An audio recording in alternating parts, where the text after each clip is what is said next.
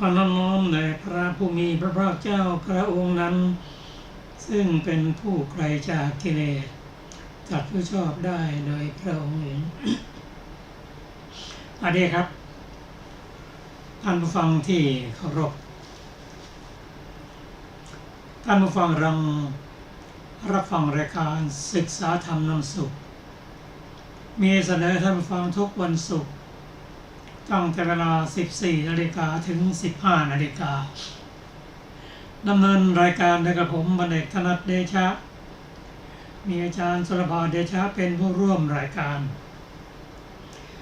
วันนี้เราได้นำพระไตรปิฎกฉบับอรรถกถาเล่มที่ 32 มาศึกษากันจากเมื่อวันศุกร์วันเสาร์ที่ผ่านมาเรานำประวัติของพระเถระมาศึกษากันพระผู้เป็นเจ้าหลังจากที่พระองค์ได้พระสัพพัญญุตญาณประกาศพระธรรมจักรตามลำดับทรงสถาปนาพระปัญจวัคคีย์เถระไว้ในพระอรหันต์ซึ่งทุกท่านมี ท่านนัญญาโกธัญญะท่านวัปปะปัจจยธนัสสชิ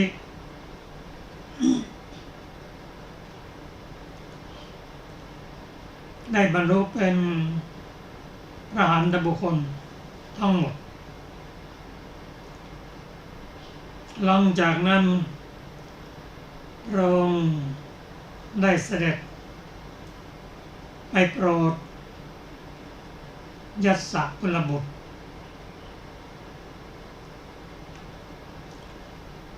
พร้อมทั้งสหายของท่านรวมทั้งหมด54รวมเป็นพระอรหันต์ทั้งหมด60รูปได้เดินทางต่อไปเพื่อประโยชน์แก่มหาชนนั้นมาก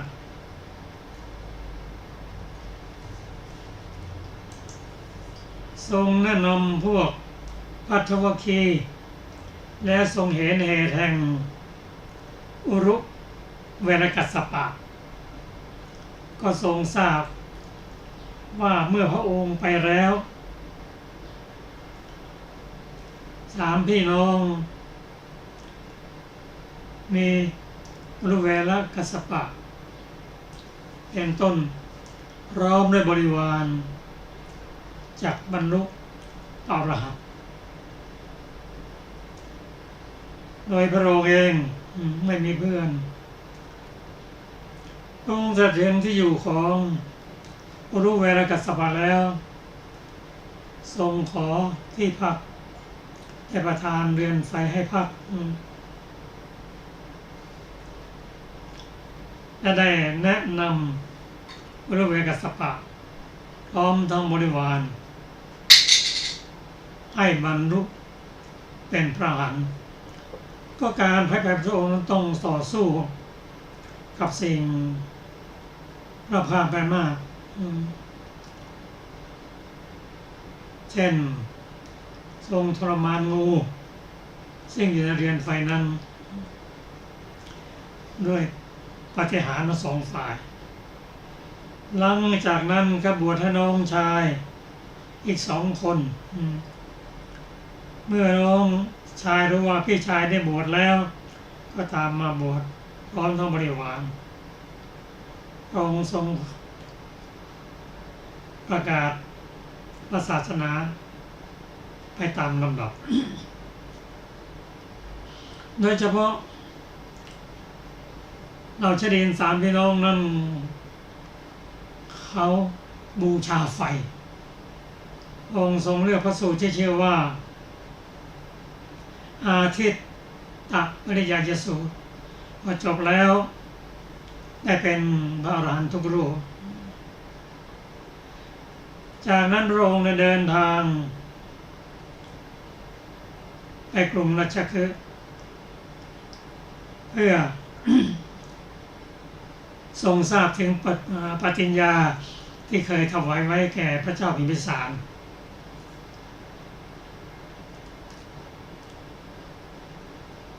ณราชอุทยานลัทธิวันกรุงราชคฤห์เมื่อพระราชาทรงทราบก็เสด็จมาพร้อมด้วยพราหมณ์ข้าบดีและบริวารทั้งหลายเมื่อมาแล้ว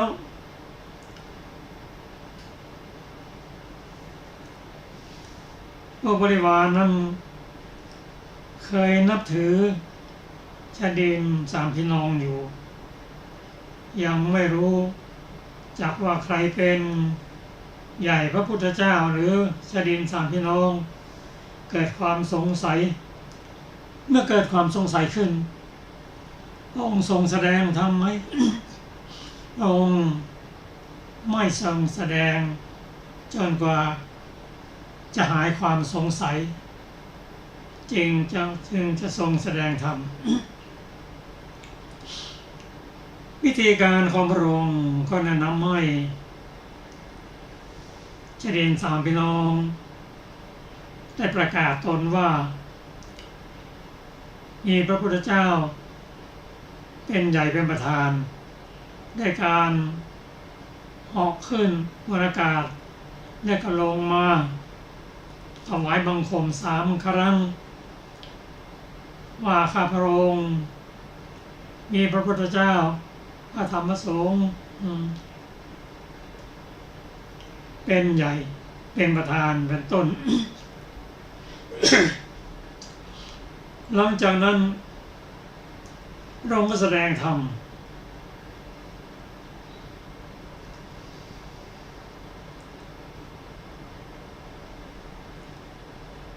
ในพระสูตรกล่าวว่าข้าพระองค์ผู้เจริญพระผู้เป็นพระเจ้าทรงเป็นศาสดาของข้าพระองค์ข้าพระองค์เป็นสาวกได้ลงมาถวายบังคมพระยุคลบาทพระทศพลด้วยอุบายนั้นถึง7 ครั้งหลังจากนั้น พระผู้เป็นเจ้าทรงแสดงธรรมโปรดจบเทศนาพระราชาคือพระเจ้าพิมพิสารพร้อมด้วยพราหมณ์กหบดี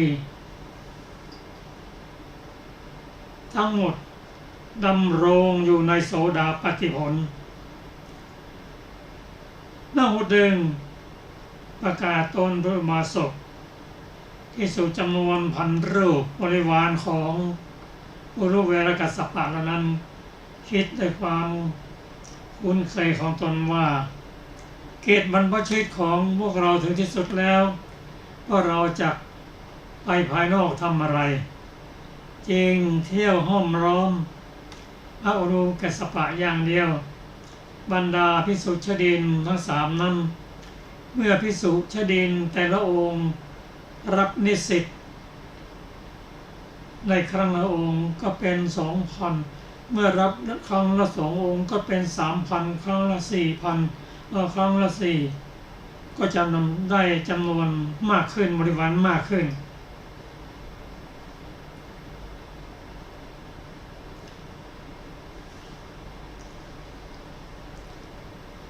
พระศาสดาประทับอยู่ที่พระเชตวันทรงสถาปนาพระเถระในตำแหน่งเอกกัตถคะเป็นยอดของเราภิกษุผู้มีสาวกผู้มีบริวารบริษัทมากดังนี้แหละ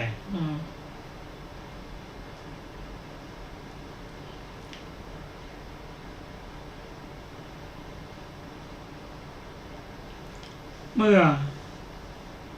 พระพุทธเจ้าได้นำกองทัพธรรมเผยแผ่พุทธศาสนามาถึงกรุงราชคฤห์พระเจ้าโสธนะ พระราชบิดาทรงทราบว่า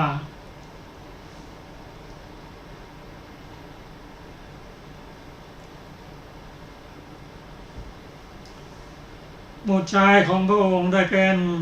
พระอรหันตบุคคลแล้วพระองค์มีความประสงค์ที่อยากจะพบ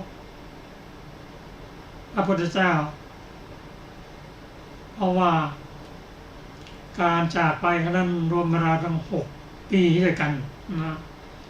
ระหว่างที่รอคอยนั้นพระองค์ทรงมั่นใจว่ายังไงก็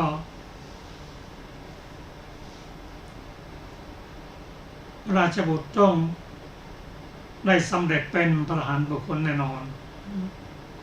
ถึงแม้จะมีเทวดาบางส่วนที่ยังเป็นปุถุชนอยู่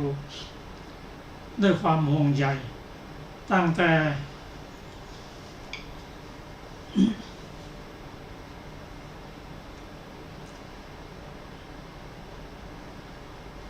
พระสักโคโลยังไม่ได้เป็นพระพุทธเจ้านั้นยังเป็นผู้ที่บำเพ็ญบารมีสูงสุดในการฝึกตนอดอาหาร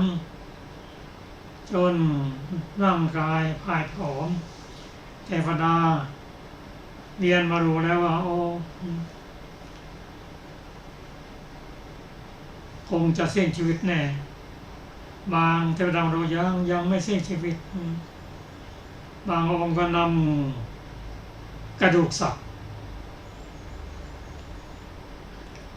ไปให้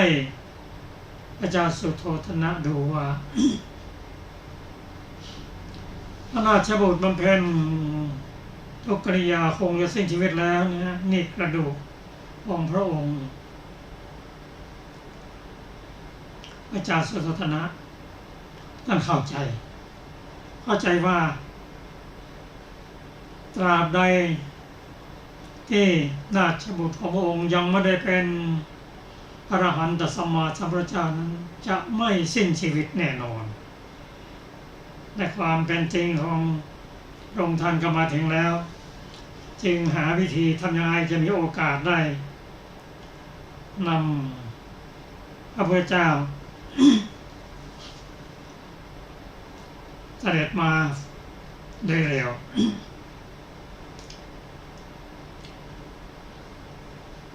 พระเจ้าสุโธทนะนั้นได้ให้อมาตย์พร้อมด้วยบริวาร 1,000 พร้อมด้วยราชสารให้ไปถวายพระเจ้าทรงทราบว่าได้โปรดเสด็จกับกรุงกบิลพัสดุครั้งที่ 1อมาตย์พร้อมด้วยบริวาร 1,000 ไปถึงแล้วพระองค์พุทธเจ้ากำลังแสดงธรรมอยู่องค์มาชัยการก็ยืนฟังธรรมพอพระองค์แสดงธรรมจบเท่านั้นได้เป็นพระอรหันต์หมดก็อุเบกขาไปนำเรื่องนี้เรียนและถวายแก่พระพุทธเจ้ากลุ่มที่ 2ไปฟังธรรมแล้วก็บวชไม่กลับมากลุ่มที่ 3ก็เช่นเดียวกันพระองค์ทรงไว้พระทัยว่ามาตย์และบริวารส่งไปนั้นไม่รักเรา ให้ส่งสารก็ไม่ส่งสารไม่สามารถที่จะนำพระเจ้ามาเสด็จมาได้ก็นึกถึงท่านอุทายีการุทายีคำว่าการุเนี่ยคือท่านนี้ผิวดำนิดหน่อยการุทายีเป็นผู้หนึ่งเป็นลูกของอามาตย์ผู้หนึ่งที่เกิดพร้อมกับพระพุทธเจ้าที่เรียกว่าสหชาติก็ประกอบไปด้วยพระนางยโสธราท่านพระอานนท์ท่านการุทายี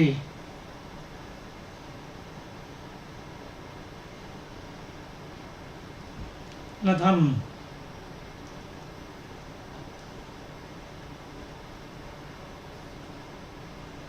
นั้นท่านกฤษยีมากันตกะนายชันนะต้นโพ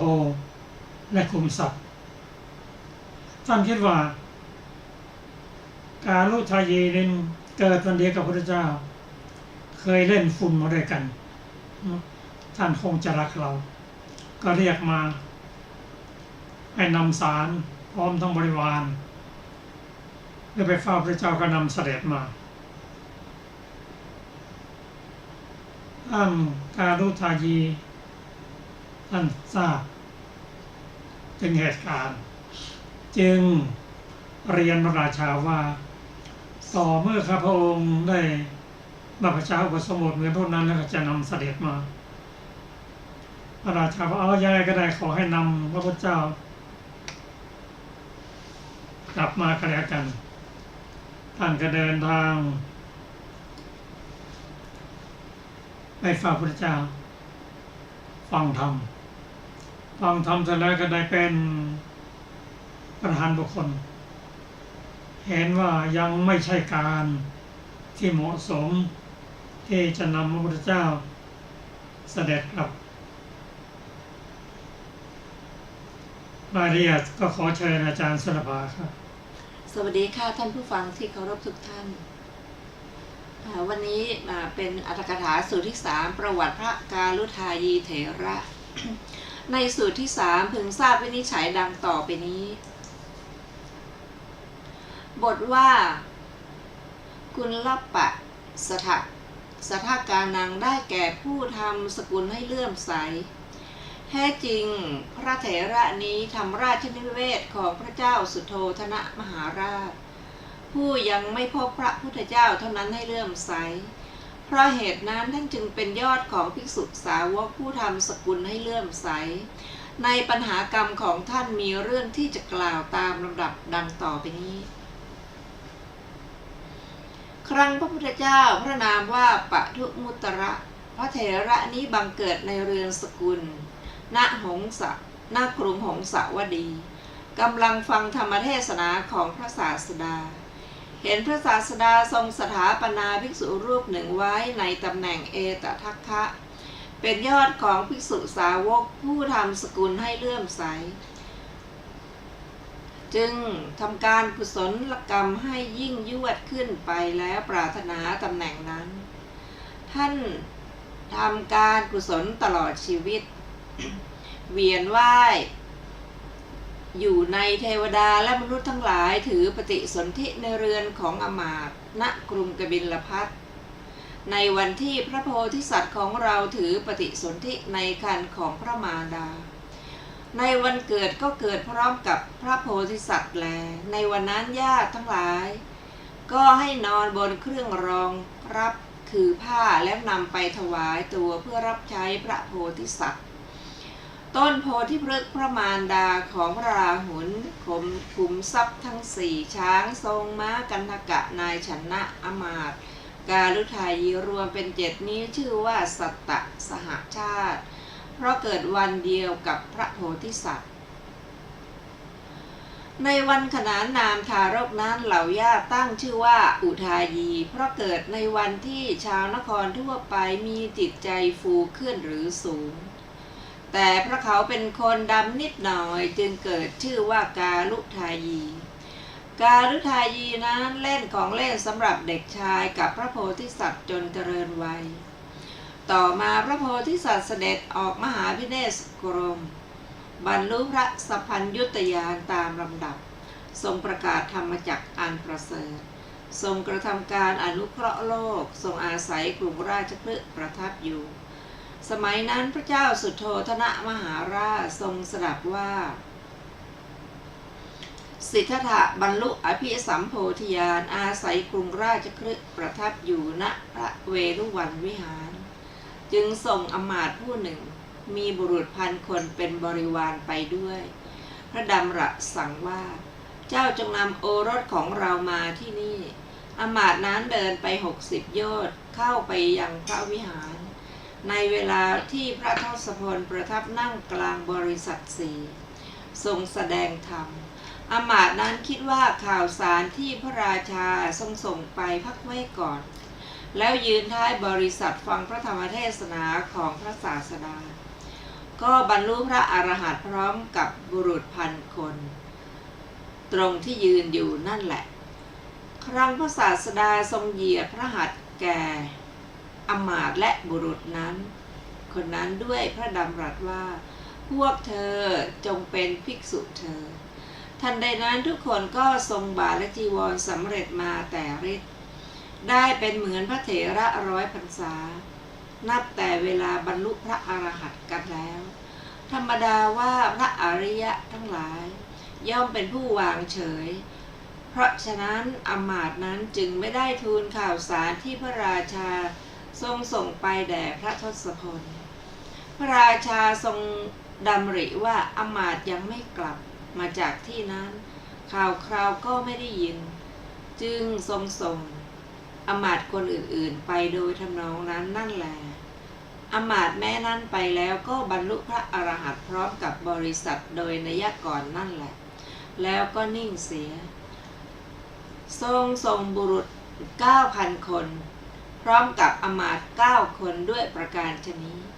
ทุกๆคนสำเร็จกิจของตนแล้วก็นิ่งเสียครั้งนั้นพระราชาทรงพระดำริว่าคนมีจำนวนเท่านี้ไม่บอกอะไรแก่พระทศพลเพื่อเสด็จมาในที่นี้ก็เพราะเขาไม่รักเราคนอื่นๆแม้ไปก็คงจักไม่สามารถนำพระทศพลมาได้แต่อุทายีบุตรของเราปีเดียวกับพระทศพลโดยเล่นฝุ่นด้วยกันเขาคงรักเราบ้างจึงโปรดให้เรียกตัวมาแล้วตรัสสั่งว่าลูกเอ๋ยเจ้ามีบุรุษ1,000 คนเป็นบริวารจงไปนำพระทศพลมากาลุทายีกราบทูลว่าข้าแต่เทวะข้าพระบาทได้บรรพชาเหมือนพวกบุรุษที่ไปกันครั้งแรกจึงจัดนำมาพระเจ้าข้ารับสั่งว่าเจ้าทำกิจอย่างใดอย่างหนึ่งแล้วจงนำลูกของเรามาก็แล้วกันกาลุทายีรับราชโองการว่าดีละพระเจ้าข้าแล้วถือสารของพระราชาไปกรุงราชคฤห์ยืนฟังธรรมท้ายบริษัทในเวลาพระศาสดาทรงแสดงธรรมแล้วบรรลุพระอรหันต์ดำรงอยู่โดยเป็นเอหิภิกขุพร้อมทั้งบริวารต่อนนั้นก็ดำริว่ายังไม่เป็นกาลเทศะที่พระทศพลจะเสด็จไปยังนครแห่งสกุลต่อสมัยวสันตฤดูใบไม้ผลิเมื่อไพรสนมีดอกไม้บานสะพรั่งแผ่นดินคลุมด้วยหญ้าสดจึงจักเป็นกาลเทศะจึงรอเวลาอยู่รู้ว่ากาลเทศะมาถึงแล้วจึงทูลพรรณนาหนทางเพื่อพระทศพลเสด็จดำเนินไปยังนครแห่งสกุล ด้วยคาถาประมาณ60 คาถาเป็นต้นว่าข้าแต่พระมหามุนีสถานที่ไม่เย็นจัดไม่ร้อนจัดใช่สถานที่หาอาหารยากและอดอยากพื้นแผ่นดินเขียวขจีชอุ่มด้วยหญ้านี่เป็นการสมควรพระศาสดาทรงทราบว่าอุทายีกล่าวสรรเสริญการเดินไปเป็นกาลเทศะที่จะเสด็จดำเนินไปยังกรุงกบิลพัส มีภิกษุ 20,000 รูปเป็นบริวารเสด็จออกจาริกด้วยการทรงดำเนินไปแบบไม่รีบด่วนพระ อุทายีเถระทราบว่า พระศาสดาเสด็จออกไปแล้ว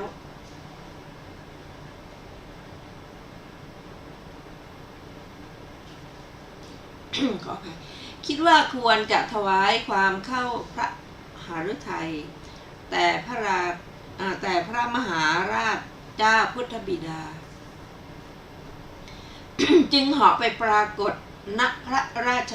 นิเวศของพระราชาพระราชาทอดพระเนตรเห็นพระเถระก็มีพระหฤทัยยินดีนิมนต์ให้นั่งบนบัลลังก์แท่นที่สมควรใหญ่บรรจุบาตรให้เต็มด้วยโภชนะรสเลิศต่างๆแล้วถวาย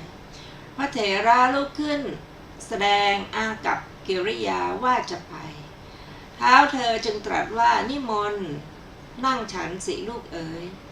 ท่านทูลว่ามหาบพิตรอาตมภาพจักไปฉันณสำนักพระศาสดา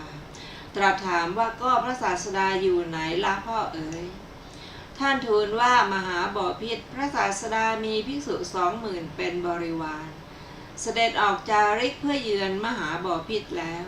ตรัสว่าลูกฉันบิณฑบาตนี้แล้วโปรดนำบิณฑบาตนอกนี้ไปถวายจนกว่าลูกของโยมจะมาถึงนครนี้พระเถระรับอาหารที่จะพึงนำไปถวายพระทศพลแล้วกล่าวธรรมกถาทำพระราชนิเวศทั้งสิ้นให้ได้ศรัทธาโดยยังไม่ทันเห็นพระทศพลเลยเมื่อทุกคนเห็นอยู่นั่นแลก็โยนบาตรขึ้นไปในอากาศแม้ตนเองก็เหาะไปนำบิณฑบาตไปวางไว้ที่พระหัตถ์ของพระศาสดาพระศาสดาก็เสวยบิณฑบาตนั้นทุกๆวันพระเถระนำอาหารจากพระราชนิเวศมาถวายแด่พระศาสดาซึ่งกำลังเสด็จดำเนินทาง60 โยชน์ตลอดทางโยชน์หนึ่งเป็นอย่างยิ่งพึงทราบเรื่องดังกล่าวมาชนี้ต่อมาภายหลังพระศาสดาทรงดำริว่า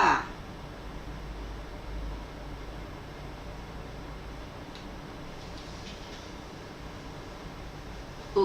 ทายีทำพระราชนิเวศทั้งสิ้นของพระมหาราชบิดาของเราให้เลื่อมใสแล้ว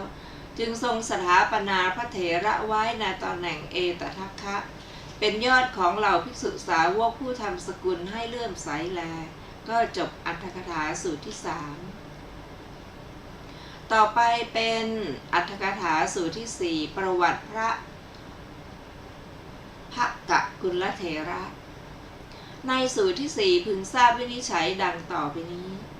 บทว่าอปาพาทานังได้แก่ผู้ไม่มีอาพาธบทว่าพากุโลได้แก่พระเถระได้ชื่ออย่างนี้เพราะเจริญเติบโตมาในสกุลทั้งสองในปัญหากรรมของท่านมีเรื่องที่จะกล่าวตามลำดับดังนี้ดังได้ยินมาในอดีตการพระเถระนี้ถือปฏิสนธิในสกุลพราหมณ์ก่อนแต่พระทศพลพระนามว่าอโนมัทสีปลายอสงไขยกำไรแสนกับนับแต่กับนี้เจริญวัยก็เรียนพระเวทมองไม่เห็นสาระในคัมภีร์ไตรเพศคิดว่าจากแสวงหาประโยชน์ที่เป็นไปภายภาคหน้าจึงบวชเป็นฤาษีได้อภิญญา5และสมาบัติ8ทำเวลาให้ล่วงไปด้วยการเล่นฌานสมัยนั้นพระอโนมัทสีโพธิสัตว์บรรลุพระสัพพัญญุตญาณมีหมู่พระอริยะแวดล้อมแล้วเสด็จจาริกไปได้บทฟังพระรัตนสามเกิดขึ้นแล้วจึงไปสำนักพระศาสดาฟังธรรมจบเทศนาก็ตั้งอยู่ในสรณะแต่ไม่อาจละฐานะหรือเพศของตนได้ท่านไปเฝ้าพระศาสดาและฟังธรรมเป็นครั้งคราวต่อมาสมัยหนึ่งพระตถาคตเกิดโรคลมในพระอุทรดาบทมาเพื่อเฝ้าพระศาสดาทราบว่าพระศาสดาประชวรจึงถามว่าท่านเจ้าข้าประชวรเป็นโรคอะไรเมื่อภิกษุทั้งหลายกล่าวว่าเป็นโรคลมในพระอุทรจึงคิดว่านี้เป็นเวลาทำบุญของเราจึงไปยังเชิงเขารวบรวมยาชนิดต่างๆและถวายพระเถระผู้อุปถากด้วยกล่าวว่าโปรดน้อมถวายยานี้แด่พระศาสดาโรคลมในพระอุทรก็สงบพร้อมกับการใช้ยาดาบทนั้นไปเฝ้าในเวลาที่พระศาสดาทรงผาสุกทูลอย่างนี้ว่าความผาสุกเกิดแต่พระตถาคตพระยาของข้าพระองค์นี้อันใดด้วยผลแห่งการถวายยาของข้าพระองค์นั้นขอความเจ็บไข้ทางร่างกายแม้แต่เพียงถอนผมก็จงอย่ามีในภพที่ข้าพระองค์เกิดแล้วเกิดเล่านี้เป็นกัลยาณกรรมในอัตภาพนั้นของท่านจุติจากภพนั้นบังเกิดในพรหมโลกเวียนว่ายอยู่ในเทวดามนุษย์สิ้นอสงไขยหนึ่ง ครั้งพระพุทธเจ้าพระนามว่าปทุมมุตระถือปฏิสนธิในครอบครัวณกรุงหงสาวดี เห็นพระศาสดาทรงสถาปนาภิกษุรูปหนึ่งไว้ในตำแหน่งเอตทัคคะเป็นยอดของเหล่าภิกษุสงฆ์ภิกษุสาวกผู้มีอาพาธน้อยกระทำกุศลกรรมยิ่งยวดขึ้นไปก็ปรารถนาตำแหน่งนั้นท่านกระทำกุศลจนตลอดชีวิตเวียนว่ายอยู่ในเทวดาและมนุษย์บังเกิดในครอบครัวพราหมณ์ณกรุงพันธุมวดีก่อนพระทศพลพระนามว่าวิปัสสีบังเกิดบวชเป็นฤาษีโดยนัยก่อนนั่นแหละเป็นผู้ได้ฌานอาศัยอยู่เชิงเขาพระวิปัสสีโพธิสัตว์บรรลุพระสัพพัญญุตญาณมีภิกษุ6,800,000เป็นบริวารทรงอาศัยกรุงพันธุมวดี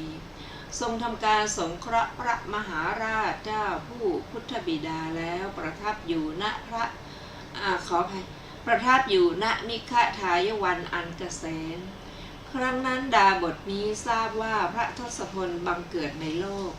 จึงมาฟังธรรมกถาของพระศาสดาตั้งอยู่ในสรณะไม่อาจจะบรรพชาของตนแต่ก็มาอุปถากพระศาสดาเป็นครั้งคราวครั้งนั้นภิกษุทั้งหลายเว้นพระศาสดาและพระอักขสาวกเกิดโรคที่ศีรษะ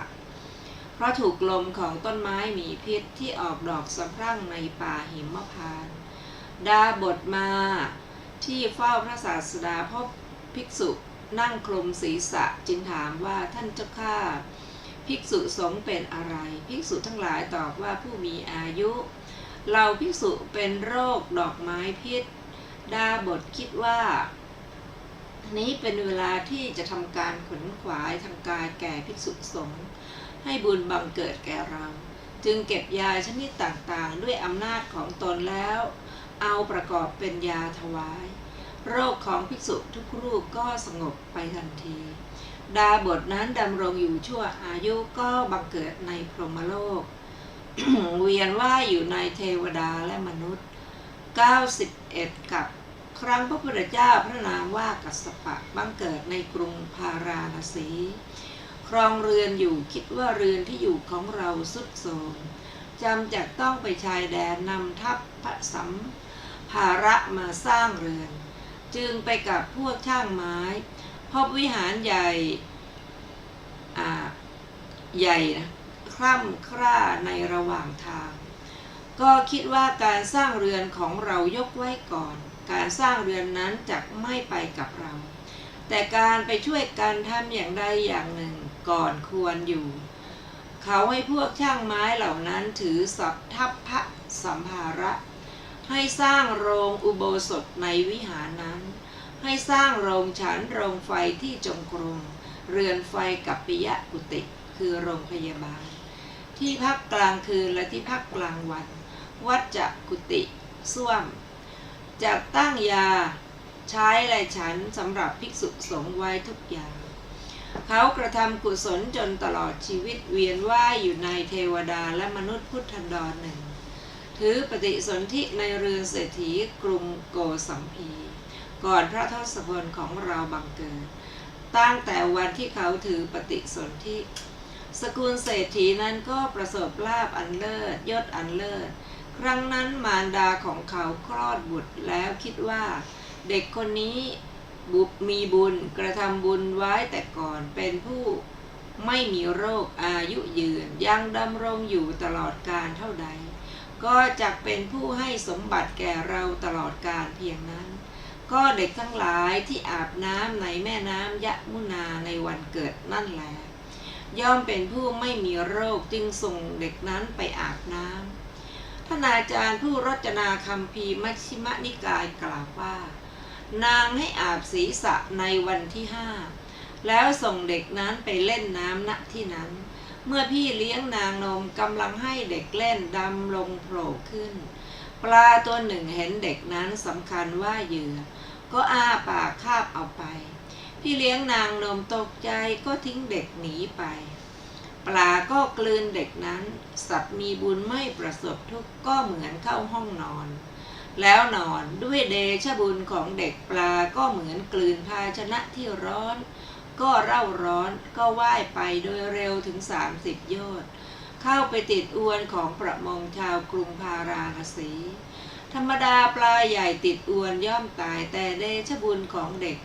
ปลาตัวนี้พอเขาปลดจากอวนถึงตายประมงทั้งหลายได้ปลาตาย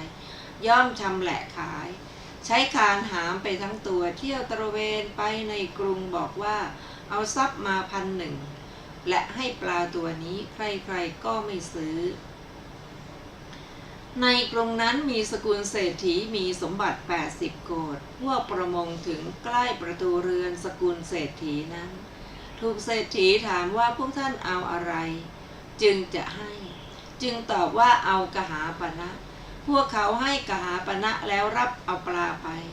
ภริยาเศรษฐีเล่นกับปลาในวันอื่นๆแต่วันนั้นวางปลาไว้บนเขียงชำแหละด้วยตนเองธรรมดาคนทั้งหลายย่อมชำแหละปลาทางท้องแต่ภริยาเศรษฐีนั้นชำแหละทางข้างหลังเห็นเด็กมีผิวดังทองในท้องปลาจึงส่งเสียงลั่นว่าเราได้บุตรในท้องปลาจึงพาเด็กไปหาสามีในทันทีนั่นเองเศรษฐีก็ให้ตีกลองเป่าร้องแล้วพาเด็กไปสำนักพระราชากราบทูลว่าข้าแต่เทวะข้าพระบาทได้เด็กในท้องปลาข้าพระบาทจะทำอย่างไรพระราชารับสั่งว่าเด็กนี้มีบุญอยู่ในท้องปลาก็ไม่มีโรคท่านจงเลี้ยงไว้สกุลอีกสกุลหนึ่งได้ยินว่าเขาว่าสกุลเศรษฐีสกุลหนึ่งในกรุงพาราณสีได้เด็กในท้องปลาเศรษฐีสามีภริยานั้นก็ไปกรุงพาราณสีลำดับนั้นมารดาของเด็กนั้นเห็นเด็กแต่งตัวเล่นหัวอยู่ก็ถามว่าเด็กคนนี้ถูกใจจริงหนอจึงบอกเรื่องนั้นมารดาอีกคนหนึ่งกล่าวว่าบุตรของเราน่ะถามว่าท่านได้บุตรที่ไหนตอบว่าในท้องปลามารดาเดิมบอกว่าก็ไม่ใช่บุตรของท่านเป็นบุตรของเราถามว่าท่านได้มาอย่างไร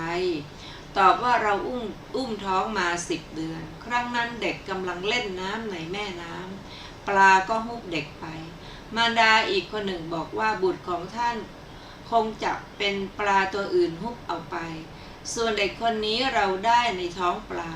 แม่ทั้งสองฝ่ายก็พากันไปยังราชสกุลพระราชาตัดสินว่าหญิงผู้นี้ไม่เป็นมารดามิอาจจะทำได้เพราะอุ้มท้องมาถึง10 เดือนพวกประมงจึงจับปลาได้ชื่อว่าจับได้แต่ภายนอกมีตับไตเป็นต้นก็ไม่มีแม้หญิงผู้นี้ไม่เป็นมารดาก็ไม่อาจทำได้เพราะได้เด็กในท้องปลาเพราะฉะนั้นเด็กจงเป็นทายาทของทั้งสองสกุลนับแต่นั้นมาสกุลทั้งสองก็ประสบลาภอันเลิศยศอันเลิศอย่างยิ่งจึงพากันขนานนามท่านว่าภากุละกุมารเพราะสกุลทั้งสองเลี้ยงให้เติบโต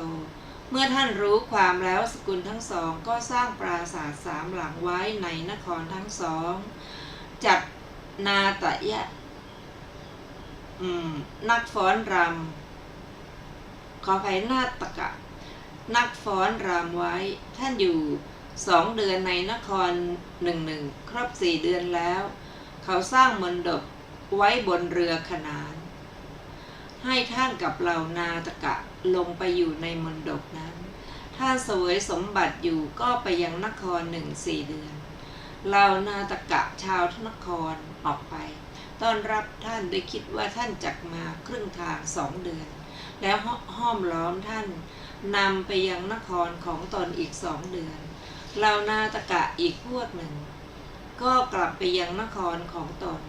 ท่านอยู่ในนครนั้น2 เดือนแล้วก็ไปยังอีกนครหนึ่งโดยทำนองนั้นนั่นแหละท่านเสวยสมบัติอย่างนี้80 ปีบริบูรณ์สมัยนั้นพระโพธิสัตว์ของเราทรงบรรลุพระสัพพัญญุตญาณประกาศธรรมจักรอันประเสริฐเสด็จจาริกมาโดยลำดับถึงกรุงโกสัมพีพระมัชฌิมพานกาจารย์ว่ากรุงพาราณสีแม้ภากุลเศรษฐีสดับข่าวว่าพระทศพลเสด็จมาแล้วจึงถือเอาของหอมและมาลัยไปสำนักพระศาสดาฟังธรรมได้ศรัทธาก็บวช ท่านเป็นปุถุชนอยู่ได้7 วันอรุณวันที่7ก็บรรลุพระอรหันต์พร้อมด้วยปฏิสัมภิทาครั้งนั้นพวกหญิงแม่บ้านที่ท่านสร้างสมไว้ครั้งเป็นคฤหัสถ์ในนครทั้งสองก็กลับไปในเรือนสกุลของตนอยู่ในเรือนสกุลนั้นนั่นแหละทำจีวรส่งไปถวายพระเถระใช้สอยจีวรผืนหนึ่งที่ชาวกรุงโกสัมพีส่งไปถวายครึ่งเดือนจีวรผืนหนึ่งที่ชาวกรุงพาราณสีส่งไปถวายครึ่งเดือนโดยทำนองนี้นี่แหละชาวนครก็นำจีวรแต่ชนิดสุดยอดในนครทั้งสองมาถวายแต่พระเถระรูปเดียวพระเถระครองเรือน80 ปีอาพาธเจ็บป่วยอะไรๆก็ไม่ได้มีตลอดแม้เพียงใช้2 นิ้วจับก้อนของหอมสดดมสูดดมในปีที่80ก็เข้าบรรพชาโดยสะดวกได้แม้บวชแล้วอาพาธแม้เล็กน้อยหรือความขาดแคลนด้วยปัจจัย4ไม่ได้มีเลยแม้สมัยปริพานในปัจฉิมกาลท่านก็กล่าวพากุลสูตรทั้งสิ้นด้วยแถลงสุขที่เป็นทางกายและทางใจของตนแก่อเจละกัสสปะสหายเก่าครั้งเป็นคฤหัสถ์แล้วก็ปรินิพพานด้วยอนุปาทิเสสนิพพานธาตุอัตถุปปัตติเหตุเกิดเรื่องตั้งขึ้นมาดังกล่าวมาชนี้ส่วนพระศาสดาสถาปนาพระเถระทั้งหลายไว้ในตำแหน่งต่างๆตามลำดับก็ทรงสถาปนาท่านพระภากุลเถระไว้ในตำแหน่งเอตทัคคะเป็นยอดของภิกษุสาวกผู้มีอาพาธน้อยในพระศาสนานี้ครั้งพระเถระยังมีชีวิตอยู่แล้วจบอรรถกถาสูตรที่4ต่อไปเป็นอรรถกถาสูตรที่5เป็นประวัติของพระโสภิตเถระในสูตรที่5พึงทราบวินิจฉัยดังต่อไปนี้ด้วยบทว่าปุเพนิวาสังอนุสรันตานัง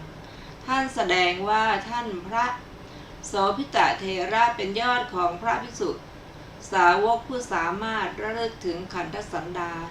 ความสืบต่อแห่งขันธ์ที่อาศัยอยู่ในชาติก่อนๆได้ยินว่าพระเถระนั้นเมื่อระลึกถึงขันธ์ที่อาศัยในชาติก่อนๆไปตามลำดับก็ถือเอาโดยนัยยะคือคาดถึงอจิตตกะปฏิสนธิในอสัญญีภพ500 กับเหมือนแสดงรอยเท้าในอากาศ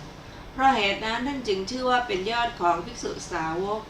ผู้ระลึกถึงขันธ์ที่อาศัยอยู่ในชาติก่อนๆในปัญหากรรมของท่านมีเรื่องที่จะกล่าวตามลำดับดังนี้ได้ยินว่าท่านพระโสภิตนี้ครั้งพระพุทธเจ้าพระนามว่าปัทุมุตระถือปฏิสนธิในครอบครัวณกรุงหงสาวดีเจริญวัยกำลังฟังพระธรรมเทศนาของพระศาสดา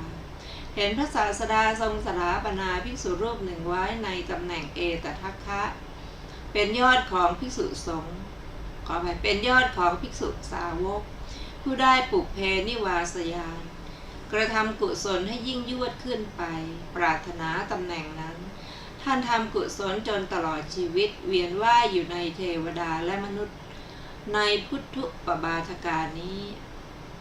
ก็บังเกิดในครอบครัวพราหมณ์ณกรุงสาวัตถีบิดามารดาจึงขนานนามท่านว่าโสภิต ขออภัยค่ะ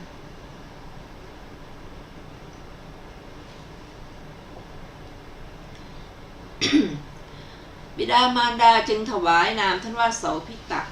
สมัยต่อมาท่านฟังพระธรรมเทศนาของพระศาสดาได้ศรัทธาจึงก็บวชเจริญวิปัสสนาบรรลุพระอรหันต์เป็นผู้ช่ำชองชำนาญในปุเพนิวาสยานท่านระลึกถึงสถานที่ตนบังเกิดไปตามลำดับได้ เห็นปฏิสนธิเพียงเท่าอจิตตกะปฏิสนธิในอสัญญีภพในลำดับต่อจากนั้นก็ไม่เห็นประวัติ500 ชาติ เห็นจุติในภพสุดท้ายระลึกว่านี่อะไรกันก็ยุติได้ว่าอสัญญีภพมีได้โดยนัยยะคือคาดคะเนพระศาสดาทรงทำเหตุนี้ให้เป็นอัตถุปปัตติเหตุเกิดเรื่องแล้วทรงสถาปนาพระเถระไว้ในตำแหน่งเอตทัคคะเป็นยอดของภิกษุสาวกผู้ระลึกถึงขันธ์ที่อาศัยอยู่ในชาติก่อนแล้วจบอรรถกถาสูตรที่ 5ต่อไปเป็นอรรถกถาสูตรที่ 6ประวัติของพระอุบาลีเถระในสูตรที่ 6พึงทราบวินิจฉัยดังต่อไปนี้ด้วยบทว่าวินยทรานังยะที่ทางอุปาลิท่านแสดงว่าท่านพระอุบาลีเถระเป็นยอดของภิกษุสาวกผู้ทรงวินัยได้ยินว่าพระเถระรับกรรมฐานในสำนักพระตถาคตพระองค์เดียวเจริญวิปัสสนาและบรรลุพระอรหันต์เรียนพระวินัยปิฎกในสำนักพระตถาคตพระองค์เดียวกล่าวเรื่องทั้งสามเหล่านี้คือเรื่องพระทารุกัจจกะเรื่องพระอัฏฐุกะและเรื่องท่านพระกุมารกัสสปะเทียบเคียงกับพระสัพพัญญุตญาณเพราะเหตุนั้นท่านจึงชื่อว่าเป็นยอดของภิกษุสาวกผู้ทรงวินัยในปัญหากรรมของท่านมีเรื่องที่จะกล่าวตามลำดับดังนี้ได้ยินว่าพระเถระนี้ครั้งพระพุทธเจ้าพระนามว่าปทุมุตตระบังเกิดในครอบครัวณกรุงหงสาวดีกำลังฟังธรรมกถาของพระศาสดาวันหนึ่งเห็นพระศาสดาทรงสถาปนาภิกษุรูปหนึ่งไว้ในตำแหน่งเอตทัคคะเป็นยอดของภิกษุสงฆ์ผู้ทรงวินัยกระทำกุศลให้ยิ่งยวดขึ้นไปปรารถนาตำแหน่งนั้นท่านทำกุศลจนตลอดชีวิตเวียนว่ายอยู่ในเทวดาและมนุษย์ในพุทธปบาทการนี้ ก็ถือปฏิสนธิในเรือนกันระบบบิดามารดาจึงชื่อท่านว่าอุบาลีกุมารท่านเป็นพนักงานแต่งพระองค์กษัตริย์คือเจ้า6 พระองค์เมื่อพระตถาคตประทับอยู่ที่อนุปิยกัมพวันอัมพวันออกบวชพร้อมกับเจ้า6 พระองค์ซึ่งกำลังออกทรงผนวดวิธีบรรพชาของท่านมาแล้วในพระบาลีท่านบรรพชาอุปสมบทแล้วขอให้พระศาสดาตรัสสอนกรรมฐานกราบทูลว่าข้าแต่พระองค์ผู้เจริญขอได้โปรดทรงอนุญาตให้ข้าพระองค์อยู่ป่าเถิดพระศาสดาตรัสว่าดูก่อนภิกษุเมื่อเธออยู่ป่าก็จักเจริญแต่ธุระอย่างเดียวแต่เมื่อเธออยู่ในสำนักเราวาสธุระคือการอบรมคันธธุระคือการเล่าเรียนก็จักบริบูรณ์พระเถระรับพระดำรัสของพระศาสดาแล้วทำการวิปัสสนาไม่นานก็บรรลุพระอรหันต์ครั้งนั้นพระศาสดาทรงให้ท่านเรียนพระวินัยปิฎกทั้งสิ้นด้วยพระองค์เองต่อมาท่านวินิจฉัยเรื่อง3 เรื่องที่กล่าวไว้แล้วในหนหลังพระศาสดาประทานสาธุการรับรองในเรื่องแต่ละเรื่องที่ท่านวินิจฉัยแล้วทรงกระทำเรื่องทั้ง3 เรื่องที่ท่านวินิจฉัยแล้วให้เป็นอัตถุปปัตติเหตุเกิดเรื่องจึงทรงสถาปนาพระเถระไว้ในตำแหน่งเอตทัคคะเป็นยอดของภิกษุสาวกผู้ทรงวินัยแล้วก็จบอรรถกถาสูตรที่ 6 ต่อไปเป็นอรรถกถาสูตรที่ 7เป็นประวัติของพระคันธกะเถระในสูตรที่ 7พึงทราบวินิจฉัยดังต่อไปนี้บทว่าภิกขุโนวาทกานังได้แก่เป็นผู้โอวาทกล่าวสอนภิกษุณีแท้จริงพระเถระนี้เมื่อกล่าวธรรมกถาก็ทำภิกษุณี500 รูปบรรลุพระอรหันต์ในการประชุมคราวเดียวเพราะเหตุนั้นท่านจึงชื่อว่าเป็นยอดของภิกษุสาวกผู้สอนภิกษุณีในปัญหากรรมของท่านมีเรื่องที่จะกล่าวตามลำดับดังนี้พระเถระรูปนี้ครั้งพระพุทธเจ้าพระนามว่าปทุมุตตระบังเกิดในครอบครัวในกรุงหงสาวดีกำลังฟังธรรมกถาของพระศาสดาเห็นพระศาสดาสถาปนาภิกษุรูปหนึ่งไว้ในตำแหน่งเอตทัคคะเป็นยอดของภิกษุสาวกผู้โอวาทสอนภิกษุณี จึงกระทำกุศลให้ยิ่งยวดขึ้นไปปรารถนาตำแหน่งนั้นท่านทำกุศลจนตลอดชีวิตเวียนว่ายอยู่ในเทวดาและมนุษย์ครั้งพุทธุปบาทกานี้ถือกำเนิดขออภัยถือปฏิสนธิในครอบครัวหน้ากรุงสาวัตถีเจริญวัยแล้ว ฟังพระธรรมเทศนาของพระศาสดาได้ศรัทธาก็บวชในสำนักพระศาสดาเจริญวิปัสสนาแล้วบรรลุพระอรหันต์เป็นผู้ช่ำชองชำนาญในปุเพนิวาสยานเมื่อบริษัทสี่มาถึงแล้วท่านสามารถจับใจของบริษัทได้หมดแล้วกล่าวธรรมกถาเพราะฉะนั้นท่านจึงชื่อว่าพระนันทธรรมกถึกแม้พระตถาคตแลเมื่อเจ้าหนุ่มสากยะ500 องค์ออกบวชจากครอบครัวเพราะ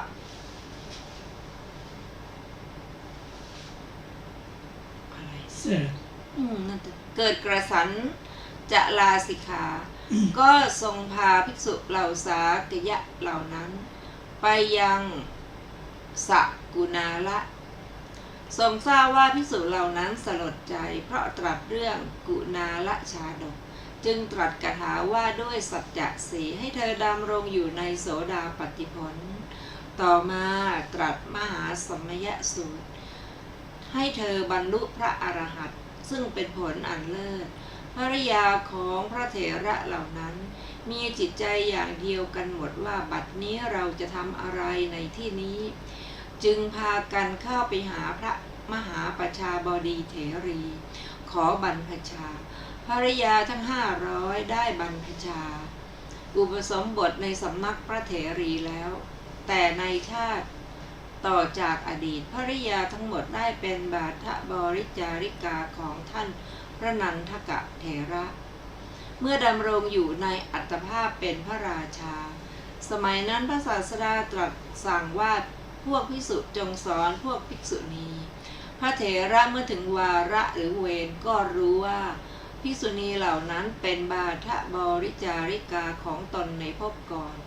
จึงคิดว่าภิกษุผู้ได้ปุเพนิวาสยานเห็นเรากำลังนั่งกลางภิกษุณีสงฆ์ชักอุปมาละเหตุเป็นต้นมากล่าวธรรมตรวจดูเหตุอันนี้แล้วจะพึงพูดเพราะว่าท่านนันทกะไม่ยอมสละเหล่าสนมจนทุกวันนี้ท่านมีเหล่าสนมห้อมล้อมช่างสง่างามเพราะเหตุนั้นท่านจึงไม่ไปเองทรงภิกษุรูปอื่นไปแทนแต่ภิกษุณีทั้ง500 รูปนั้นจำนงหวังเฉพาะโอวาทของพระเถระด้วยเหตุนี้เมื่อถึงวาระของท่านพระผู้มีพระภาคเจ้าจึงไม่ทรงส่งภิกษุรูปอื่นไปแทนตรัสกับพระเถระว่าเธอจงไปเองสอนภิกษุณีสงฆ์ท่านไม่อาจคัดค้านพระดำรัสของพระศาสดาได้เมื่อถึงวาระของตนจึงให้ภิกษุจึงให้โอวาทภิกษุณีสงฆ์ในวัน14 ค่ำให้ภิกษุณีเหล่านั้นทุกรูปดำรงอยู่ในโสดาปัตติผลด้วยธรรมเทศนาอันประดับด้วยสลายตนะหรืออายตนะ6ภิกษุณีเหล่านั้นชื่นใจต่อพระธรรมเทศนาของพระเถระพากันไปสำนักพระศาสดาทูลบอกคุณที่ตนได้พระศาสดาทรงนึกว่าใครหนอแสดงธรรมภิกษุณีเหล่านี้จึงได้พึงบรรลุมรรคผลชั้นสูงทรงเห็นว่าภิกษุณีทั้ง500 รูปนั้นฟังธรรมเทศนาของนันทกะอีกก็จักบรรลุพระอรหันต์วันรุ่งขึ้นจึงทรงส่งภิกษุณีเหล่านั้นไปเพื่อฟังธรรมเทศนาในสำนักพระเถระผู้เดียววันรุ่งขึ้นภิกษุณีเหล่านั้นฟังธรรมแล้วก็บรรลุพระอรหันต์ทั้งหมดวันนั้นเวลาที่ภิกษุณีเหล่านั้นมาเฝ้าพระผู้มีพระภาคเจ้าทรงทราบว่าธรรมเทศนามีผลจึงตรัสว่าเมื่อวันวานธรรมเทศนาของนันทกะเป็นเสมือนพระจันทร์14 ค่ำวันนี้เป็นเสมือนพระจันทร์15 ค่ำแล้วทรงทำเหตุนั้นนั่นแลให้เป็นอัตถุปปติเหตุเกิดเรื่องจึงทรงสถาปนาพระเถระไว้ในตำแหน่งเอตทัคคะเป็นยอดของเหล่าภิกษุสาวกผู้โอวาทสอนภิกษุณีแลจบอัตถกถาสูตรที่7 ท่านผู้ฟังที่เคารพค่ะวันนี้รายการศึกษาธรรมนำสุขก็ได้หมดเวลาลงแล้วขอขอบคุณทุกท่าน ที่ได้ร่วมศึกษาด้วยกันเราจะมาพบกันใหม่ในวันพรุ่งนี้วันเสาร์เวลา 15 นาฬิกาเป็นต้นไป ขอมีความสุขสวัสดีเจริญธรรมยิ่งวันนี้สวัสดีค่ะ